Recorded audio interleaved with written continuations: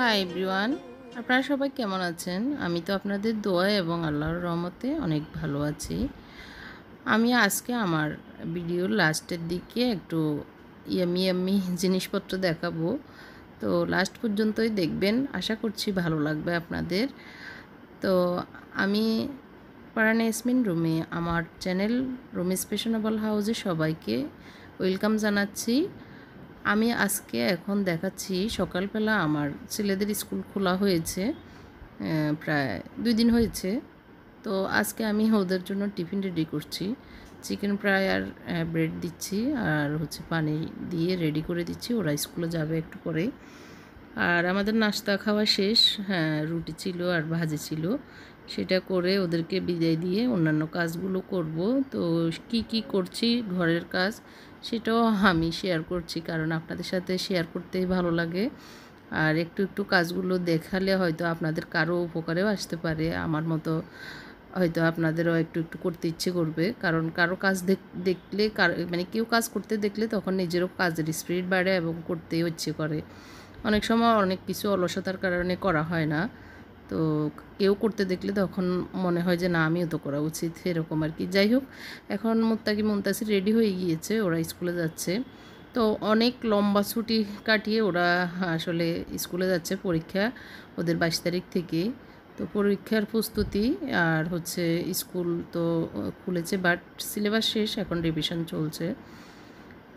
তো ওদের বেশি সময় নেই পরীক্ষার। আমার মোত্তাকিরও 9-এ, যেহেতু ওর প্র্যাকটিক্যাল সহ অনেক পড়াশোনা আল্লাহর মেহরবানিতে করতেছে। কোচিং, প্রাইভেট এগুলো নিয়ে ব্যস্ত আছে আল্লাহর রহমতে। তো আজকে দেখাবো আমার হাজব্যান্ড একটু ইয়েতে গিয়েছে, নোয়াখালী, ফেনী, ওর বিজনেসের কাজেই। তো যেহেতু ফেনী গিয়েছে, বাড়িতে আমার শাশুড়িকেও দেখতে গিয়েছে। আমার শাশুড়ি এখন মানে অনেক দিন ফেনী ছিল আমাদের এখান থেকে গিয়ে। তারপরে ঈদের পরের দিন আমার মেজো বাসুর ডাক্তার, উনি নিয়ে গেছেন বাড়িতে, এখন বাড়িতে আছেন। তো ওনার সাথে দেখা করে এসেছেন। তো সেটা কি এনেছেন বাড়ি থেকে আমি ইনশাল্লাহ দেখাবো। এখন ওরা চলে গিয়েছে, বাসা এখন নিরিবিলি আছে। আমি আমার টেবিলটাতে এই যে ম্যাটটা বিছিয়ে নিয়েছি।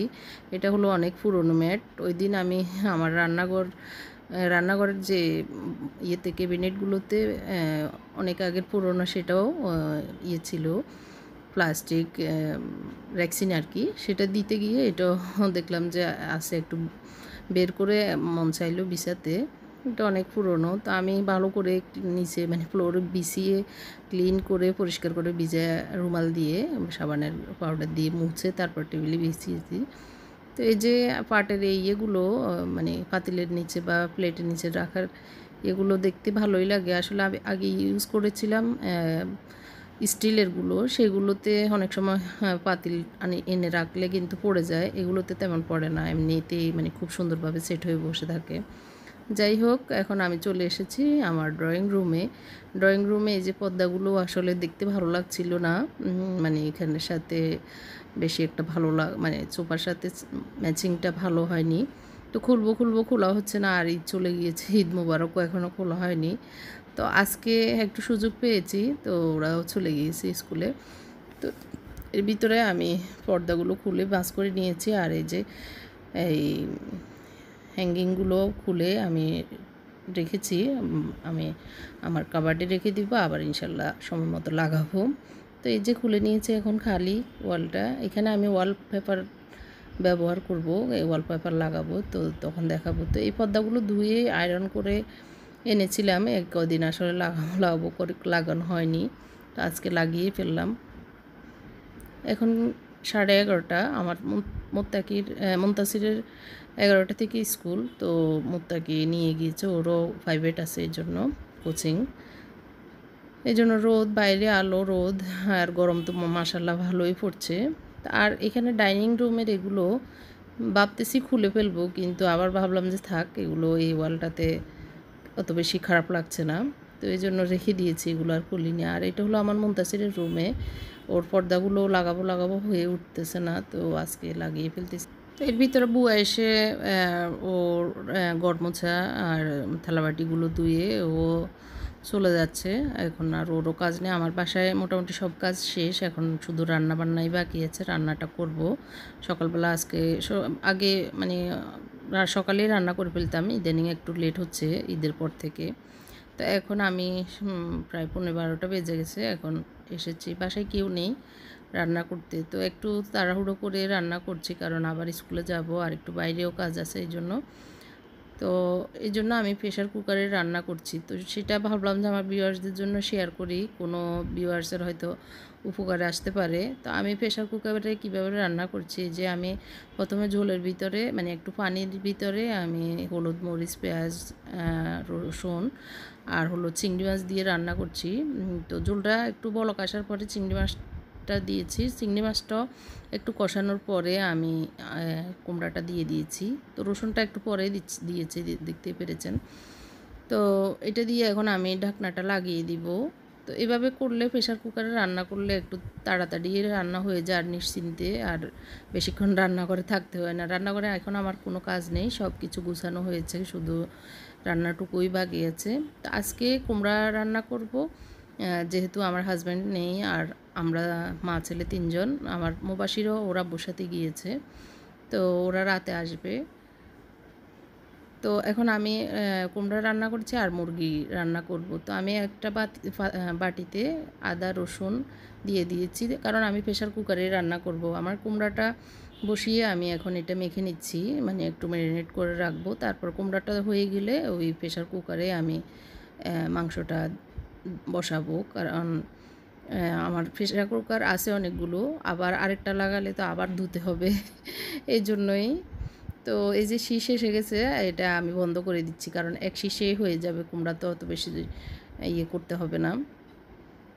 তো আমি একটু মাংসের মশলা দিয়েছি আর হলো লবণ, মানে যেগুলো যেগুলো মাংসে দেওয়া যায় বা দিই আমরা সব রেগুলার মশলাগুলো দিয়ে এগুলোকে একটু ম্যারিনেট করে রাখছি।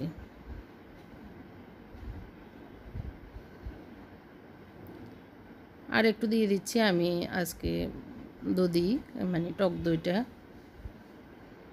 3 চামচ দিয়ে আমি এখন সব কিছুকে একসাথে মেখে নিচ্ছি। এভাবে মেখে একটু রেখে দিলে কিন্তু এমনিতেই মাংসগুলো অনেক মজাদার হয়, টেস্টি হয়। তো আমি এগুলোকে মেখে রেখে দিচ্ছি যতক্ষণ আমার ঢাকনাটা ইয়ে থেকে প্রেশার কুকার থেকে আলাদা না হবে। আবার আমি যেহেতু কুমড়াতে তেল দিইনি, বাগার দিব, তো বাগার দিয়ে তারপরে ওই প্রেশার কুকারে বসাবো। তো এই যে আমার ঢাকনাটা খুলে গিয়েছে, আমি এখন এই যে খুব সুন্দরভাবে সফট হয়েছে, মানে রান্না হয়েছে। এখন আমি এই পাতিলে ঢেলে নিব। তো এই পাতিলে যেহেতু ঢেলে নিব, আমি ভাগারটাও এই পাতিলে রেডি করব।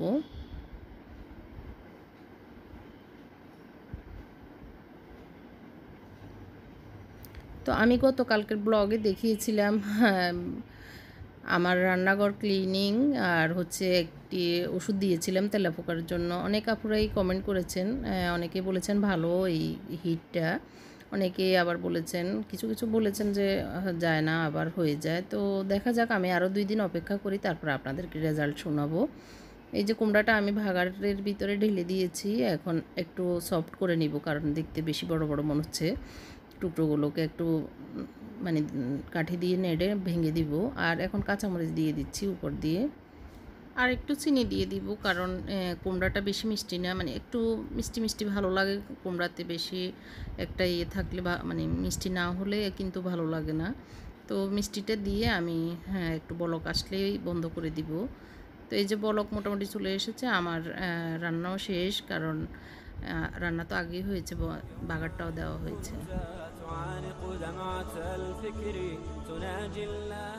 এই পাতিলেই এই যে মাংসটা তেল গরম করে তেলের ভিতরে দিয়ে দিয়েছি। আসলে এখান দিয়ে একটু ক্যামেরাটা অন হয়নি, অফে ছিল। তো এখন আমি সবগুলোকে ঢেলে ভালো করে নেড়ে ছেড়ে দিব।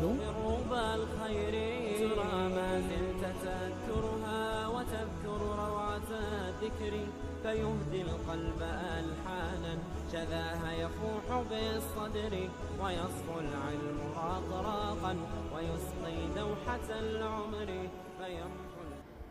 এই যে পড়ার সাথে সাথে কিন্তু আমি মুছে ফেলতেছি, এইভাবে করলে তখন আর বেশি নোংরা হয় না। আর রেখে দিলে কিন্তু শুকিয়ে এগুলো আবার উঠাতে অনেক সময় লেগে যায়। তো এই যে আমার একটু মানে বলক এসেছে, আর একটু কষানো হোক মানে এইভাবে, তারপরে আমি ঢাকনাটা দেব।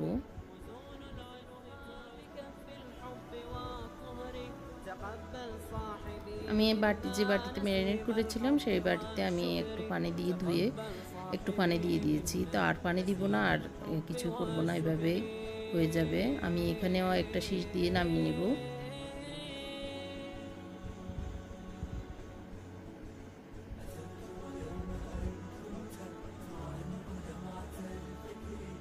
এই যে হয়ে গিয়েছে, আমি 2 শীষ হয়ে গিয়েছে। আমি আমার রুমে ছিলাম এর ভিতরে, তো যেন বেশি নরম না হয়ে যায় সেজন্য আমি খুলে ফেলতেছি। তো খোলাটা আমি যে বটামটা সেটাকে উঠিয়ে খুলে নিয়েছি। তো একটু পানি বেরিয়েছে অনেকগুলোই, তো সেজন্য আমি আগুনটাকে বাড়িয়ে দিয়ে একটু শুকিয়ে নিচ্ছি। তো আমি অন্য পাত্রে ঢেলে নিব, কারণ প্রেশার কুকারে তো রাখবো না।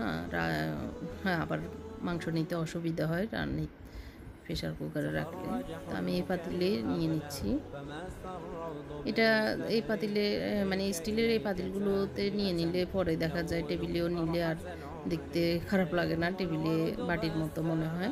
তো একটু যেহেতু পানি বেশি, আমি আর একটু জাল দিয়ে বাড়িয়ে, জালটাকে বাড়িয়ে আগুনটাকে আর কি সরি, তো একটু শুকিয়ে নেব। আর ওরা একটু ঝোল খায় পরোটা রুটির সাথে, সেজন্য একটু মানে একদম বেশি শুকাবো না। যেহেতু আমি আজকে কষা কষা রান্না করতেছি না, মানে ভুনা করতেছি না, একটু ঝোল ঝোল করবো, সেভাবে এভাবে থাকবে। তো আমার রান্নাবান্না শেষ। এখন অনেক জোরে বাতাস মানে বের হচ্ছে, মনে হচ্ছে বৃষ্টি হবে, মেঘলা হয়েছে আকাশ। তো কাপড় দিয়েছিলাম ওয়াশিং মেশিন থেকে এনে, এগুলো শুকিয়ে গিয়েছে, এখন বাতাসে সব পড়ে যাচ্ছে দেখে আমি এতে মানে বারান্দায় চলে এসেছি। এই যে বাতাস অনেক বাইরে, তো কাপড়গুলো নিয়ে ভাঁজ করব।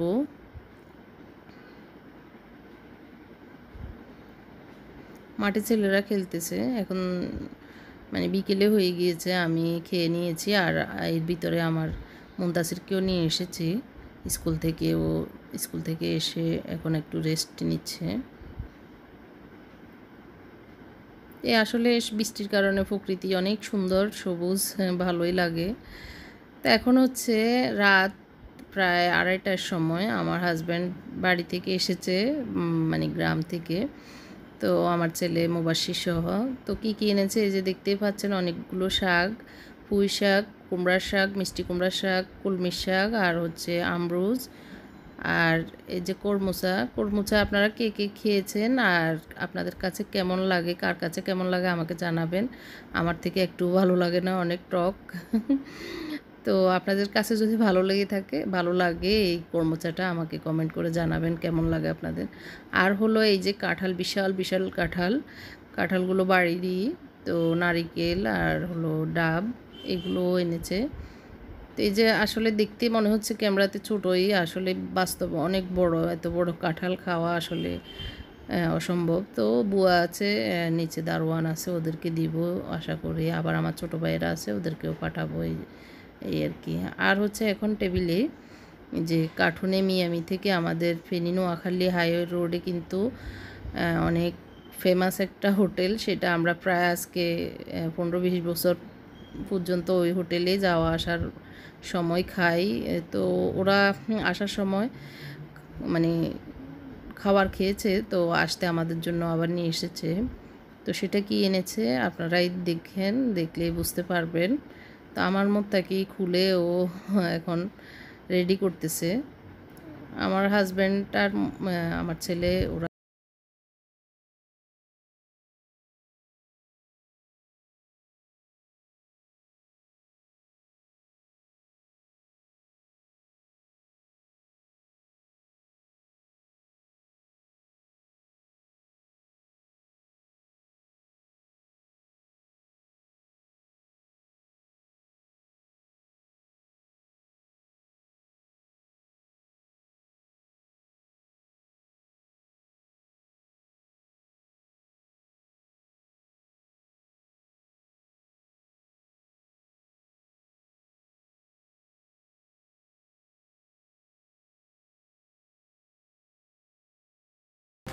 তো দেখতেই পেরেছেন ২ রকমের বিস্কিট আর হলো পরোটা, ডাল, মুরগির মাংস আর গরুর